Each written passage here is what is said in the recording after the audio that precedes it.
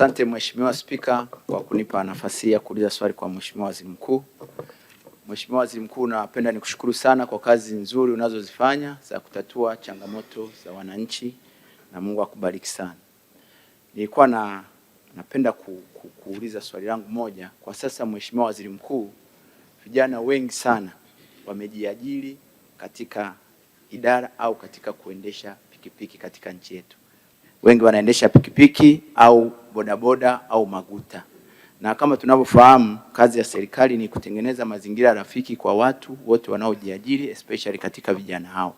Sasa Mheshimiwa Waziri Mkuu, nilikuwa napenda kuuliza, je, serikali ina mpango gani wa kuiwezesha sekta hii ya waendesha pikipiki maarufu kama bodaboda hii iweze kuwa sekta rasmi itakayoweza kuchochea uchumi na kuwa ajira inayotambulika ili iweze kukuza uchumi wa nchi yetu? Asante. Mheshimiwa Waziri Mkuu. Mheshimiwa Spika, na kushukuru kwa nafasi hii. Nimpongeze Mheshimiwa Johnson Mtasingwa mbunge wetu kwa swali zuri aliloliuliza. Kwanza niseme kwamba sekta ya bodaboda waendesha wetu wa pikipiki ni sekta rasmi inayotambulika na serikali. Na Mheshimiwa Spika, ukienda pale Ilala, waendesha pikipiki na mkuu wao wa wilaya Mheshimiwa Mpogoro wanasema, wanawaita hawa ni maafisa usafirishaji. Hii ni sekta iliyo rasmi, na ni rasmi kwa sababu Mheshimiwa Spika, hii ni sekta ambayo inaajiri vijana wengi wa Kitanzania. Ni sekta inayotoa huduma ambayo inatambulika na kila Mtanzania na inawanufaisha Watanzania wote wa mijini na vijijini. Ni sekta ambayo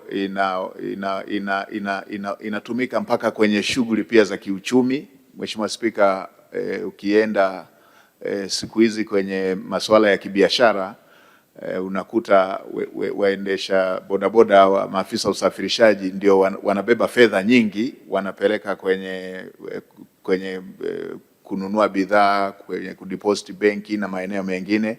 Kwa hiyo ni sekta ambayo ni kiungo muhimu katika uchumi. Lakini la pili, sekta hii inaandikishwa, kuna usajili wa chombo kinachotumika, usajili wa mmiliki, usajili wa anayeendesha, kuna leseni katika chombo chenyewe, leseni kwa anayeendesha. Lakini pia ni sekta ambayo imeunganishwa kwenye taratibu za mitaji, kwa maana ya vijana wetu hao wanaweza wakapata mikopo kwa ajili ya kuongeza mitaji katika sekta hii. Mheshimiwa Spika, kwa maana ya serikali kuitambua, inatambua kwamba hii ni sekta rasmi ambayo inachangia katika pato la taifa na inachangia katika utengenezaji wa ajira. Na Mheshimiwa Spika, zamani ilikuwa sekta ambayo wanaofanya kazi hizo wanachukuliwa kuwa ni vijana tu ambao walikuwepo mtaani, lakini sio hivyo. Kwa sasa ni sekta inayofanywa na watu wote, waliosoma na wasiosoma, wanaume kwa wanawake. Kwa ni sekta rasmi ambayo inafanya kazi kubwa ya kutoa ajira kwa vijana wa Tanzania. Na Mheshimiwa Spika, katika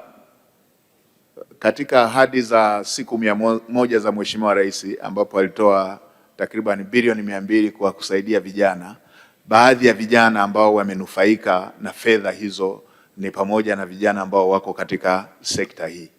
Nitoe rai kwa ofisi zetu zote za serikali, ofisi zetu za udhibiti, wanapokutana na vijana hawa watambue kwamba wanakutana na sekta ya muhimu ambayo inachangia katika kutengeneza ajira, inachangia katika kutengeneza pato la taifa, inachangia katika kuinua kipato cha mtu mmoja mmoja katika familia zetu. Kwa hiyo pale ambapo vijana wetu hawa wanahitaji uwezesho, wawezeshwe na watambue kwamba serikali iko pamoja nao katika kuhakikisha kwamba shughuli yao hii inakuwa na ufanisi. Na Mheshimiwa Spika, kila eneo katika nchi hii pana vijana ambao wanatoa huduma hizi mijini na vijijini. Kwa hiyo ni sekta muhimu na sisi kama serikali tunaitambua na tutaendelea kadri tunavyopata pia na ushauri wa wabunge kuendelea kuboresha mazingira ya vijana wetu wanaofanya kazi hizo ili waweze kufanya kazi kwa ufanisi mkubwa zaidi.